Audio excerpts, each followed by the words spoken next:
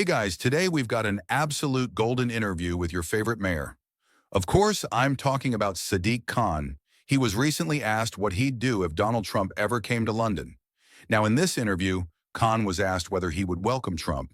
And, well, he didn't exactly give a straight answer. Instead of saying yes or no, he mentioned that he'd show Trump around all the great English and British sites around London.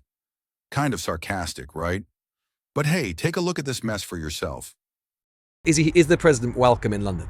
Well, what I think will happen, my prediction, should President Trump come to London, is because, contrary to the views of others, we have freedom of speech. I think people in London will express their views about that. But you're the mayor of London. Assuming he comes to London, which he almost certainly will you welcome him to the city? Look, people know my views about Donald Trump. That's not going to change. So you don't welcome him? No, I think it is important to engage with the President of the USA. In which case, why won't you say you welcome him? But look, if he does come to London, what I'd invite him to do is spend time at Trafalgar Square, maybe on St Patrick's Day, or the New Year, or Eid in the Square, or Diwali in the Square. Well, would you offer to him to take him around the city? I think it is important to actually bust some of these myths. I think it's important to show those people who believe the contrary that diversity is a strength, not a weakness. Well, would you offer to take him around to some of the places he's talked about? He's talked about no-go areas. Would you take him to some of those so-called no-go areas? I'd invite President Trump to a good curry on Brick Lane. Maybe go and visit a place of worship in London. A lot of prejudice comes from prejudging.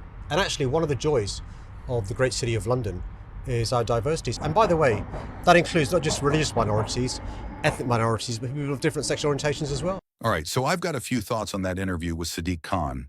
First of all, let's talk about Brick Lane. If that's what Khan thinks the president should see, then all he's going to get is a glimpse of wrapped-up food the size of bricks. There are parts of London that are literally no-go zones, and I highly doubt the Secret Service would even consider letting the leader of the free world visit those areas. It would be a security nightmare.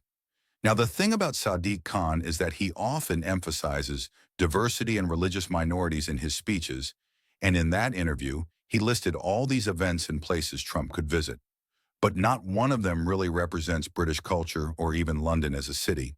Instead, he brings up things like Eid, Diwali, St. Patrick's Day, Pride festivals, none of which are actually part of British heritage. And then he mentions Brick Lane curry as a must-see? I mean, why not highlight something distinctly British, like St. George's Day, or some iconic London landmarks? It feels off, right?